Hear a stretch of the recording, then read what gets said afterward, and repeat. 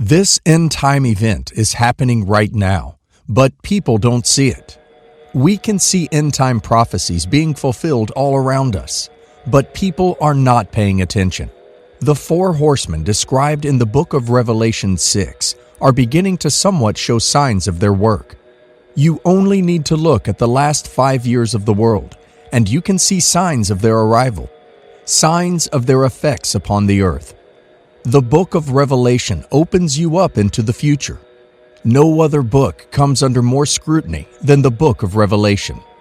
No other book in the Bible is contested quite like the book of Revelation, and there are churches that actively avoid the book of Revelation. Churches that actively attempt to discredit the book of Revelation. That alone should tell you something about the book of Revelation. I believe the reason the book of Revelation is contested is because of two reasons. Reason number one being the book of Revelation reveals Jesus Christ in a way no other book in the Bible reveals Jesus Christ. It reveals him as he is today. Not as a baby in a manger, but it reveals him as the living one. It reveals him as the Almighty. The book of Revelation exalts the Son of the living God, like no other book in the Bible. If you want to know the Lord Jesus Christ to a greater degree, go to the book of Revelation. The second reason is because it reveals the future and the things to come. I believe wholeheartedly that the book of Revelation is unfolding before our eyes. We are living in just a preamble of the real event. What we are observing now is an introduction to what is yet to come. John saw a revelation of 7 seals that were being opened in heaven. Our particular interest is to beam a searchlight on the event that followed after the opening of the 3rd seal and find out its significance. More so, we must get prepared. The last days is no longer a future. It is now. Revelation 6, 5 and 6. And when he had opened the 3rd seal, I heard the 3rd beast say, "Come and see." And I beheld, and lo, a black horse, and he that sat on him had a pair of balances in his hand, a measure of wheat for a penny, and 3 measures of barley for a penny. And see thou hurt not the oil and the wine. Immediately the 3rd seal was opened, and John was directed to observe another horse, which was different from the former. The horse that John saw was a black horse, signifying famine, a terrible judgment of God, which will come upon the world in the last days, and especially during the Great Tribulation. The one who sat on the horse had a pair of balances in his hand. The black horse represents famine, and its rider had a pair of balances, suggesting that a time is coming when the people of the earth must eat their bread by measures, not out of being conservative, but for the sake of abject shortage of food. A great number of Bible scholars believe that Revelation 6, 5 and 6 is referring to inflation. Inflation is the decline of purchasing power of a given currency over time. A quantitative estimate of the rate at which the decline in purchasing power occurs can be reflected in the increase of an average price level of a basket of selected goods and services in an economy over some period of time. The phrase, "a measure of wheat for a penny" and 3 measures of barley for a penny, reflect the inflationary rise indicated in this Bible verse. The prices detailed in this verse are about 12 times higher than normal. This means that it would cost a day's wage to buy the ingredients for a loaf of bread. This describes a time of famine when life will be reduced to the barest necessities. The phrase, "See thou hurt not the oil and the wine," refers to the fact that less crucial supplies are available to those who can purchase them. In other words, the luxuries of life will be available for those who can purchase them. Currently, we are aware that the value of our money is depreciating and becoming of lesser value than it used to be. Average U.S. rent prices rose 14% last year to $1,877 a month, with cities like Austin New York and Miami notching increases of as much as 40%, according to real estate firm Redfin. Now, we are buying lesser quantity of products for a higher price. Some producers are shrinking the weights and volumes of their products in order to keep with the existing price system, while some only raise the price of their product intermittently. However, we cannot shy away from the fact that we currently live in a very inflated society.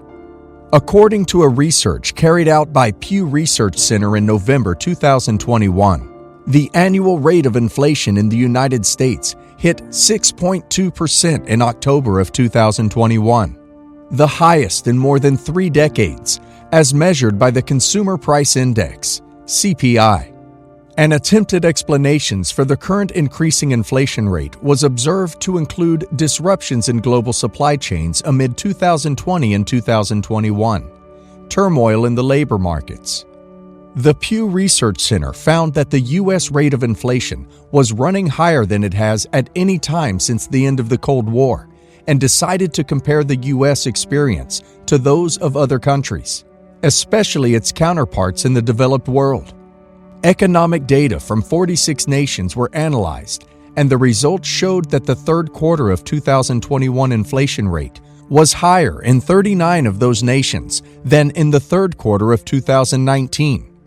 In 16 of the countries considered, including the U.S., the inflation rate was over 2 percentage points higher last quarter than in the same period of 2019. Furthermore, the research found that the level of inflation in each country showed the same pattern of variation. We can see this prophetic event happening and the rider with a black horse slowly arriving on the world stage. But I want to encourage you today. Do not be disheartened. Do not live in fear. You need to remember this, although you are living in an ever-changing world, a world that is dealing with inflation. The God of Abraham, Isaac, and Jacob is bigger than inflation. You don't have to stay up at night worried and concerned by the future. This world will make you stress and worry and stress some more, and add a little anxiety on top of all that stress and worry. You have God, who is still in control. God is watching over you. In all my years, I have never seen a Christian that God has abandoned. God is watching over you. The rate of inflation going up should not surprise us. I believe what we are seeing is only the tip of the iceberg. The Black Rider will eventually come with all his force. But as a child of God, you don't have to live in fear. Now I want to read you a chapter in the book of Psalms. It is arguably one of the most known chapters in the Bible, but I want to read it for you like you have never heard it read before. Notice the change in Psalm 23. David goes from talking about God in third person to talking to God directly. The Lord is my shepherd, I shall not want. He maketh me lie down in green pastures. He leadeth me beside the still waters. He restoreth my soul. He leadeth me into the paths of righteousness for his name's sake. Now, here in verse 4, the change, from he to thou. Yea, though I walk through the valley of the shadow of death, I will fear no evil, for thou art with me. My brother, my sister, God is with you, never forget that. I will fear no evil. I will not fear the future. I will not fear the present. I will not fear the economy. I will not fear policy change, for thou art with me. Matthew 10:29 through to 31. Are not 2 sparrows sold for a penny? Yet not one of them will fall to the ground outside your Father's care. And even the very hairs of your head are all numbered. So don't be afraid. You are worth more than many sparrows. If God cares for the sparrows and numbers the very hairs of your head, then He will also pay careful attention to our needs. God cares about you so much, He will not abandon you, regardless of what the government does in whatever country you live in. Hold on to Matthew 10:29 through to 31, and Psalm 23. God is with you. If you are a single man or single woman, God is with you. If you are a single mother and feel as if you are alone, you are not alone. God is with you, and He will not abandon you. God is watching over your family. This world will not last for all of eternity. The stresses and concerns of this world are only for a moment. But in heaven, you will spend all eternity with God. Topics like this make me long and look forward to heaven.